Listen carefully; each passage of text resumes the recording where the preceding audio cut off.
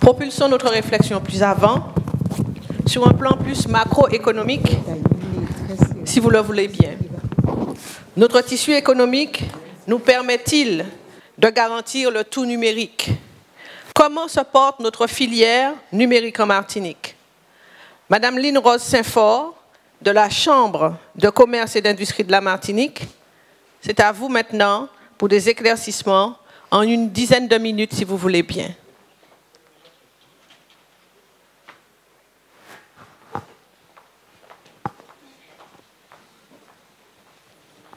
Après Madame Saint-Fort, vous entendrez Madame Corinne Concy, qui nous présentera l'écosystème construit par Cap-Nord. Madame Saint-Fort, je vous en prie. Vous m'entendez? Bonsoir à tous. Donc je serai assez rapide parce que j'ai un autre rendez-vous. Merci beaucoup. Alors, je vais vous présenter l'étude filière numérique qui a été réalisée en partenariat avec l'État et la CTM. Donc, pour aller assez rapidement, dans ce premier temps, je ferai un rappel des objectifs de l'étude. Ensuite, je présenterai les principaux éléments. Et après, nous verrons les axes ou les actions retenues en termes de consolidation, structuration de filière. Donc l'idée, au départ, était d'abord d'avoir un état des lieux de la filière numérique aujourd'hui en Martinique. Dans un premier temps, en termes d'indicateurs socio-économiques, donc sur la base de périmètre NAF, de code NAF, et à travers aussi l'expression des besoins des entreprises qui aujourd'hui ne relèvent pas de la filière numérique à proprement parler, mais qui utilisent le numérique comme support d'activité. Deuxième élément qu'on cherchait à connaître, c'est l'écosystème aujourd'hui, comment il se compose, ne serait-ce qu'en termes d'accompagnement, mais aussi de formation, ou encore de tiers-lieux, tout ce qui est espace de coworking, qui propose aujourd'hui des solutions mutualisées. Et enfin, à travers la partie enquête, la partie expression des besoins des entreprises, on a voulu dégager un certain nombre d'actions partagées, que ce soit par la CTM, l'État ou encore la Chambre de commerce et d'industrie, pour accompagner et permettre une consolidation de la filière numérique aujourd'hui. Donc les principaux éléments du diagnostic qui ressortent aujourd'hui, c'est que la filière numérique en Martinique, c'est 2240 établissements. Donc un petit rappel assez bref de la méthodologie sur l'étude. On a eu une phase enquête où on a enquêté un échantillon d'entreprises. Une deuxième phase d'entretien pour consolider la phase d'enquête où là on a été chercher les entreprises qui aujourd'hui ne relèvent pas du périmètre de 47 code NAF mais qui utilisent le numérique comme support. Par exemple dans le design, aujourd'hui il y a des entreprises qui clairement pourraient relever de la filière numérique mais ne le sont pas. Et enfin, on a eu une phase de diagnostic où on a croisé que ce soit l'enquête, mais aussi ce qui est remonté en phase d'entretien. Donc aujourd'hui, le tissu économique, en termes de tissu économique, on peut dire qu'il y a 3,3% d'entreprises qui relèvent de la filière numérique. 8 établissements sur 10 sont sans personnel salarié, donc c'est un synonyme de fragilité, mais aussi on peut y voir aussi une marge de progression. 55% des établissements ont un chiffre d'affaires inférieur à 50 000 €. Et en termes de chiffre d'affaires, ils ont environ, la filière représente aujourd'hui entre 700 et 800 millions. Donc on l'a ramené au PIB qui est aujourd'hui aux alentours de 8,4 milliards d'euros pour avoir une idée de ce que ça pourrait représenter en termes de PIB. Mais ce n'est pas une évaluation du PIB à proprement parler. Et enfin, en termes d'activité à l'export, 47% des entreprises de la filière exportent leurs produits ou services. En termes de concentration, donc on voit que sur le nord, on a 12% des établissements sur le territoire du nord, Nord-Caraïbes, Nord-Atlantique. Sur le centre, bien évidemment, donc 64%, une forte concentration sur le centre, et 24% sur le sud. En termes de produits et de services, il y a une dominance pour les services informatiques et le développement de logiciels.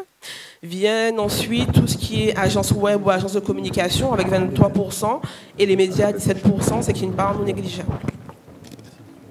Alors pour continuer, leur activité s'exerce principalement en B2B. On voit que la part le poids de ce que représente la commande publique est de seulement 15%. Donc aujourd'hui, il est clairement important pour ces entreprises de pouvoir montrer ce qu'elles font pour aller capter la clientèle des administrations ou acteurs publics. En termes d'expression des besoins, donc ça c'est la partie campagne d'entretien. Ce qui est remonté dans un premier temps, c'est les difficultés à obtenir des financements bancaires notamment, mais aussi tout ce qui permet aussi en termes d'accompagnement aujourd'hui, ce que les entreprises font remonter, c'est qu'ils ont besoin d'avoir des appuis pour monter des dossiers et les accompagner, parce qu'aujourd'hui leur métier ce n'est pas forcément le montage de dossiers financiers, mais produire un service ou un bien. Et donc, en termes de mesures attendues pour les acteurs publics, eux, ce qu'ils attendent, c'est la mise en place d'une offre de financement spécifique, donc quelque chose d'adapté. Aujourd'hui, ce qu'ils disent, c'est que les banques les entendent, mais après, peu de banques sont prêtes à prendre des risques pour les accompagner sur des projets qui, aujourd'hui, n'ont pas forcément beaucoup de visibilité sur le territoire. Et en deuxième point, ce qui apparaît, c'est les formations spécialisées. Avoir accès à des formations qui n'existent pas en local, mais pour lesquelles on pourrait faire appel à des experts au niveau national ou autre. Donc, ce qu'on peut retenir rapidement, c'est qu'on a aujourd'hui une structure, une filière assez fragile. Donc, il y a une vraie nécessité à structurer, que ce soit en termes d'écosystème, donc avoir un parcours d'accompagnement bien défini pour ces entreprises, qu'elles soient jeunes ou plus matures.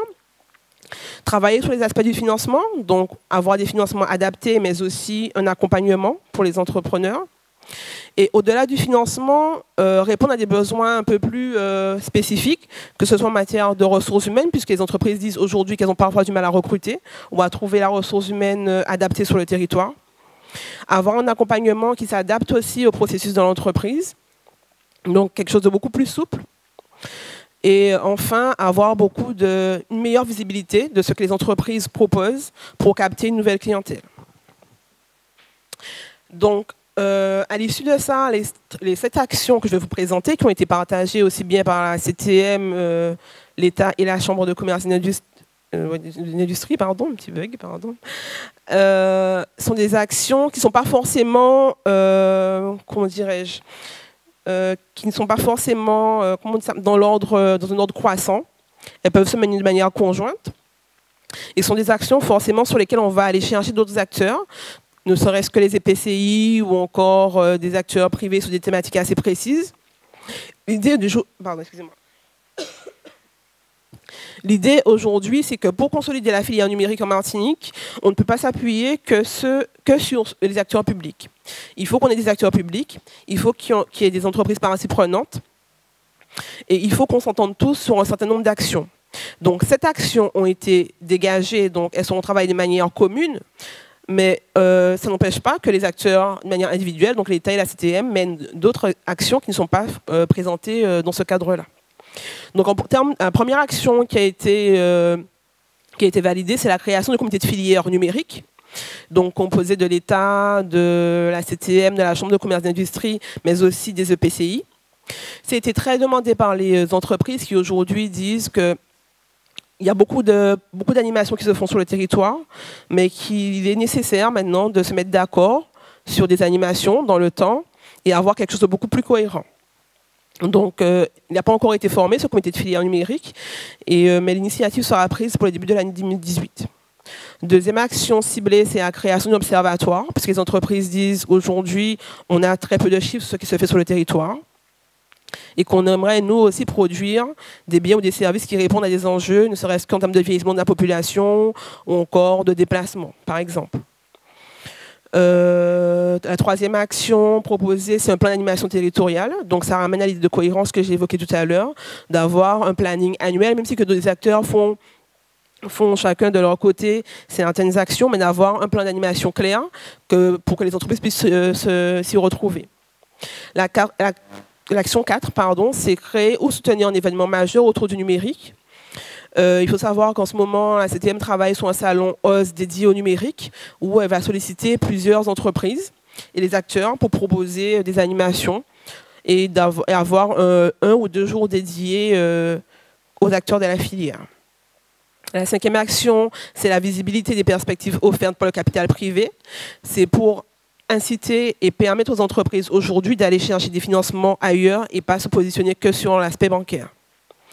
La 6e action, c'est l'accompagnement de la filière. Donc ça, je l'ai déjà dit, je l'ai déjà évoqué précédemment. Et la 7e action, c'est renforcer les financements et soutiens publics dans une logique de marché, c'est d'avoir des solutions adaptées aux entreprises. Je ne serai pas plus longue. Y a-t-il des questions?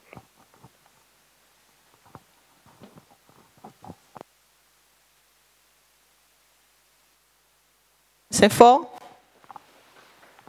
Monsieur Vaugirard.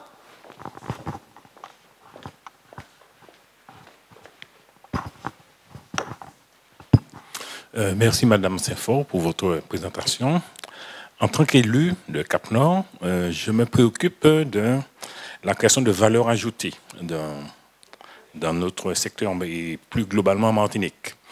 Or, la présentation qui est faite ne semble pas suffisamment mettre l'accent sur cet aspect-là, c'est-à-dire comment créer plus de valeur ajoutée à partir de l'outil, à partir de l'écosystème numérique que vous décrivez très bien, en matière de tourisme, en matière d'agriculture, en matière de commerce, en matière de services aux personnes, etc. Je sens, enfin, excusez-moi, c'est une observation, je trouve que la présentation reste trop auto-centrée sur le numérique, alors que c'est un outil pour le développement. C'est ce que je voulais attirer votre attention là-dessus. Assez rapidement, l'idée de l'étude, c'est vraiment pas d'aller sur quelque chose de très pointu.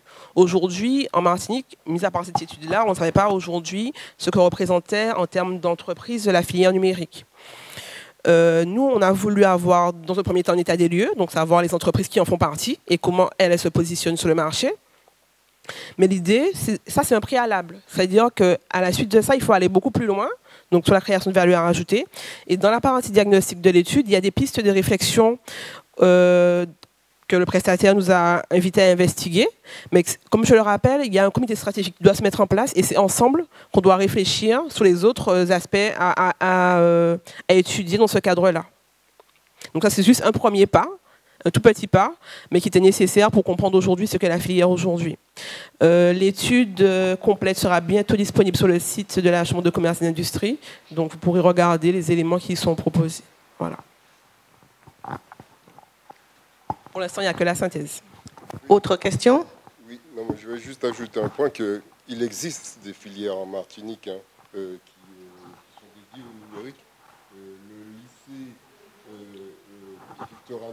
lycée Victor Anissé, justement, vient de changer toutes ses filières pour s'approprier justement tout ce qui est du côté du numérique.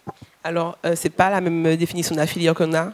C'est-à-dire que nous, dans la partie formation, donc vous parlez de filière, donc la partie formation, pour nous c'est ça, c'est une composante de l'écosystème aujourd'hui numérique. Donc, dans l'étude, il apparaît très clairement aujourd'hui tous les établissements scolaires qui proposent des formations, mais on ne parle pas de filière au sens dans lequel vous venez de l'évoquer. On parle vraiment de la filière numérique, c'est-à-dire aujourd'hui des entreprises, mais aussi des acteurs d'accompagnement, de la formation continue, de la formation initiale, des entreprises, des financeurs. C'est plusieurs briques, et c'est toutes ces briques-là qui font partie aujourd'hui de ce qui a été identifié dans l'étude. Merci, madame. Merci beaucoup, madame Saint-Fort.